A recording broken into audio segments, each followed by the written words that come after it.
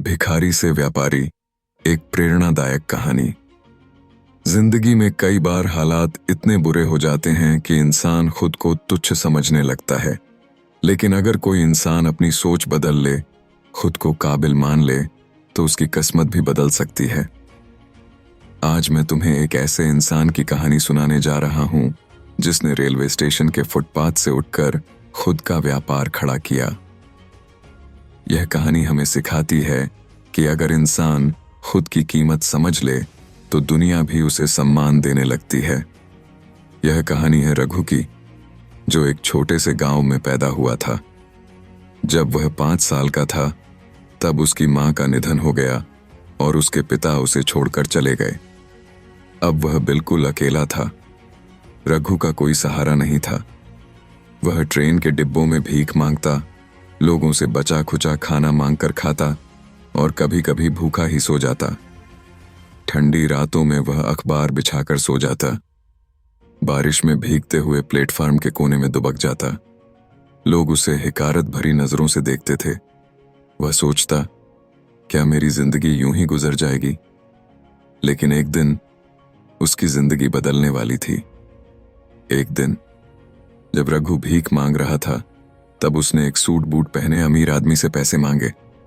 उस आदमी ने रघु से पूछा, अगर मैं तुझे पैसे दे दूं तो तेरा क्या भला होगा? कल फिर तू भीख मांगेगा। रघु चुप रहा। वह आदमी मुस्कुराया और कहा, अगर जिंदगी में कुछ पाना है तो पहले कुछ देना सीखो। रघु को यह बात समझ नहीं आई, लेकिन उसने इस पर सोचना शुरू कर दिया। रघु ने सोचा, अगर मैं कुछ देने लगूं तो क्या मेरी किस्मत बदल सकती है? अगले दिन उसने सड़क किनारे पड़ा एक टूटा फूल उठाया और एक यात्री को भीख मांगते समय फूल दे दिया। यात्री यह देखकर चौंक गया और मुस्कुराकर उसे 10 रुपए दे दिए।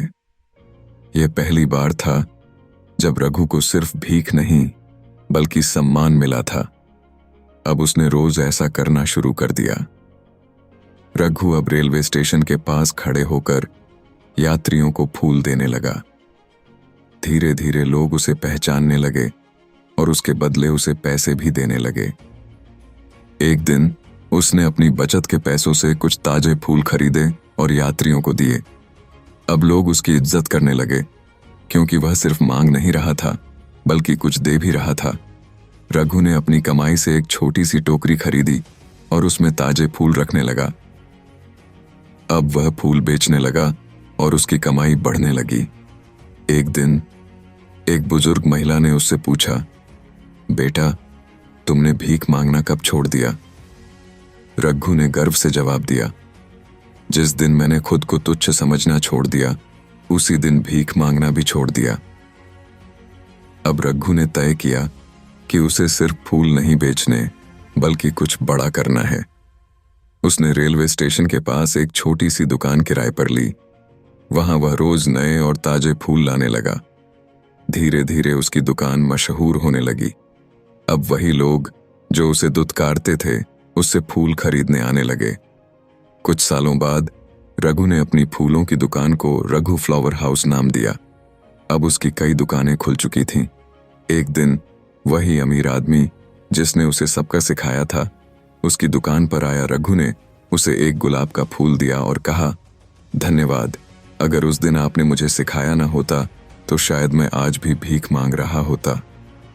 वह आदमी भावुक हो गया और बोला, बेटा, अब तुम खुद किसी के लिए प्रेरणा बन गए हो। भीख मांगने से अच्छा है कुछ देने की कोशिश करो। अगर तुम्हारी सोच बदल गई तो जिंदगी खुद ब खुद बदल जाएगी। संघर्ष से डरना मत, क्योंकि वही तुम्हें मजबूत बनाएगा। जिंदगी में हारने वाला वही होता है जो खुद की कीमत नहीं समझता। रघु आज सिर्फ एक बिजनेसमैन नहीं है, बल्कि वह लाखों लोगों के लिए प्रेरणा बन चुका है। उसकी कहानी यह साबित करती है कि अगर इंसान खुद की इज्जत करने लगे तो दुनिया भी उसकी इज्जत करने लगती है। तो सोचो, क्या तुम भी अपने जीवन में कुछ बड़ा करने को तैयार हो? याद रखना, जीतने वाले कभी हार नहीं मानते और हार मानने वाले कभी जीत नहीं सकते।